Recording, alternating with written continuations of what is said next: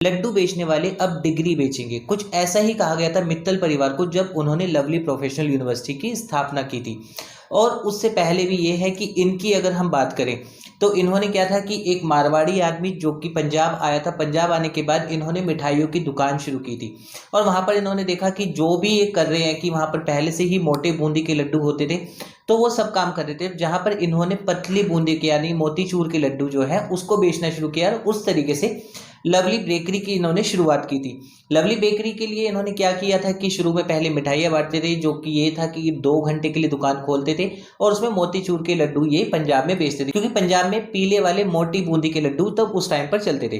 तो इस तरह से करके इन्होंने अपने करियर की शुरुआत की और उसके बाद सीधा इन्होंने ऑटो सेक्टर में किया। ऑटो सेक्टर में करने के बाद फिर इनको बोला गया कि हाँ, आप लड्डू बेचने वाले मोटरसाइकिल बाइक्स बेचेंगे या फिर गाड़ियाँ बेचेंगे। तो लेकिन वहाँ पर भी इन्होंने अपना बहुत ही अच्छा परफॉर्मेंस किया और इस तरह से धीरे धीरे करके इन्होंने 1999 में पहली बार IIM यानी इंटरनेशनल इंस्टीट्यूट ऑफ मैनेजमेंट की शुरुआत की।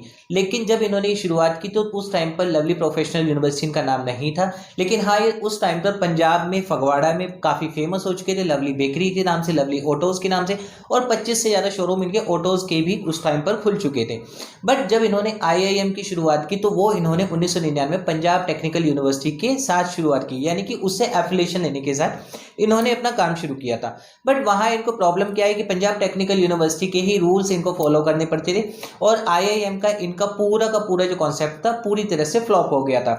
क्यों? क्योंकि उसमें हर चीज़ पर इनको ये था कि परमिशन लेनी होती थी, परमिशन लेने के बाद ही ये अपना काम शुरू कर सकते थे। तो जिस वजह से इनके पास ना तो उस तरह के स्टूडेंट्स आए और ना ही वो काम इनका चल पाया। तो धीरे धीरे करके इन्होंने और अपना वो किया कि पंजाब में इन्होंने हर जगह पर ये किया कि किसी ने इनको सजेस्ट किया कि अगर आप प्राइवेट यूनिवर्सिटी खोल लेते हैं तो वहाँ पर आपको पूरी की पूरी आज़ादी होगी, चाहे जो मर्जी अपने रूल्स लाइए और जैसे मर्जी आपको फॉलो कीजिए, और वहाँ पर आपको एक फ्रीडम मिलेगा कि हाँ, अपनी पॉलिसीज़ आप बना सकते हैं। क्योंकि वहाँ पंजाब टेक्निकल यूनिवर्सिटी की पॉलिसी को इनको फॉलो करना पड़ता था, जहाँ पर जो चीज़ वो पंजाब टेक्निकल यूनिवर्सिटी बोलेगी कि करना है वो इनको करना होता था और जो चीज़ नहीं है तो नहीं करना था। तो उस तरह से अशोक कुमार मित्तल जी ने धीरे धीरे पंजाब के उस टाइम के CM 2005 की अगर मैं बात करूँ तो अमरिंदर सिंह जी इसके CM थे, कि उन्होंने इनको एफिलिएशन प्रोवाइड किया और तब इन्होंने सोचा कि मैंने आज तक जो भी काम किया था उसमें लवली नाम जरूर था। तो उस तरह से इन्होंने लवली प्रोफेशनल यूनिवर्सिटी की शुरुआत की थी। शुरुआत से इनका गोल एक था कि इनको सिर्फ आगे का देखना था कि फ्यूचर में किस किस चीज़ की डिमांड है। एजुकेशन इंडस्ट्री एक ऐसी इंडस्ट्री है जहां पर हमेशा ग्रोथ होनी है और हमेशा डिमांड इसमें रहेगी।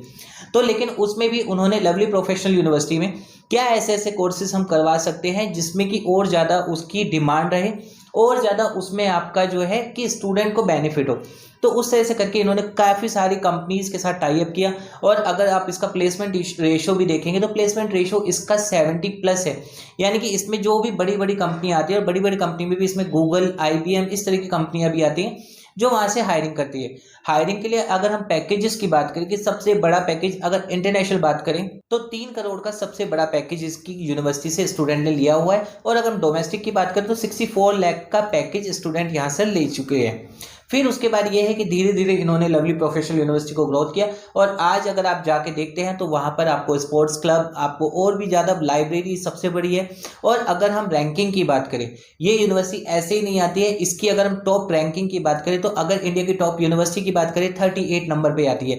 NIRF रैंकिंग की बात करें तो 37 है। नेक्स्ट से इसको A+ ग्रेड यूनिवर्सिटी मिला हुआ है। इसके बाद बात करते हैं कुछ वैसे पर्टिकुलर कोर्सेज के लिए, तो अगर हम मैनेजमेंट की बात करें तो मैनेजमेंट में इसको 32 नंबर पे इसको रैंक मिलती है। इंजीनियरिंग में 50 नंबर पर आती है। लॉ अगर आप बार काउंसिल की बात करें तो 16 नंबर पर ये यूनिवर्सिटी है। फार्मेसी में 17 नंबर और आर्किटेक्चर में 16 नंबर पर ये यूनिवर्सिटी है। यानी ऑल ओवर रैंकिंग अगर आप इसकी देखते हैं तो हर कोर्स के पर्टिकुलर कोर्स के लिए इसकी एक अच्छी वैल्यू है। और अब बात करते हैं ऑनलाइन एजुकेशन की। जैसे कि आपको पता है 2022 से हर यूनिवर्सिटी ऑनलाइन कोर्सेज करवा रही है, तो इसी तरह से इस यूनिवर्सिटी ने भी ऑनलाइन कोर्सेज अब करवाना शुरू कर दिया है। ऑनलाइन कोर्सेज अगर आप चाहते हैं इसकी वेबसाइट पर जाकर आप चेक कर सकते हैं। ऑफिशियल वेबसाइट इसकी जो है lpuonline.com इसकी ऑफिशियल वेबसाइट है, जहां पर अगर हम कोर्सेज की बात करें तो UG कोर्सेज में इसको जो कोर्सेज मिले हुए हैं BA, BCA, BCom इसको UG कोर्सेज मिला हुआ है। और मास्टर में अगर हम बात करें PG कोर्सेज में इसको MBA है, MCA है, MCom है और MA और MSc मैथ इसको आपको PG कोर्सेज इसमें दिए गए हैं जो कि ODL मोड पर है, यानी डिस्टेंस लर्निंग में है। एग्जाम पैटर्न आपका पूरा ऑनलाइन होता है, रिकॉर्डेड क्लासेस आपको दी जाती है, एसएलएम आपको दिया जाएगा, स्टडी मटेरियल आपको सारी कुछ प्रोवाइड किया जाता है। इसमें अब बात करते हैं कि फीस क्या क्या है, क्योंकि बेसिकली क्या होता है जब भी हम बात करते हैं तो फीस की बात करते हैं कि फीस क्या क्या है, तो पर्टिकुलर सब्जेक्ट के लिए क्या फीस हो सकती है। तो अगर हम बीए की बात करें तो 19,000 रुपये पर सेमेस्टर इसकी फीस है, बीकॉम की बात करें तो 24,000 पर सेमेस्टर इसकी फीस है, और अगर हम बीसीए की बात करें तो 29,000 रुपीज इसकी पर सेमेस्टर फीस जाती है। इसी तरह से अगर पीजी कोर्सेज की बात करें तो एमबीए की फीस 40,000 रुपीज पर सेमेस्टर है, एमसीए की फीस 34,000 पर सेमेस्टर है, और एमकॉम की बात करें तो एमकॉम की 24,000 रुपीज पर सेमेस्टर इसकी फीस जाती है। इसके बाद एमएससी मैथ की बात करें तो 19,000 रुपये पर सेमेस्टर, और एमए में इसको कुछ स्पेशलाइजेशन मिली हुई है। एमए आप इंग्लिश से कर सकते हैं, पॉलिटिकल साइंस से कर सकते हैं, सोशियोलॉजी से कर सकते हैं, इकोनॉमिक्स से कर सकते हैं, और सभी की फीस 19,000 रुपीज पर सेमेस्टर इसमें देते हैं।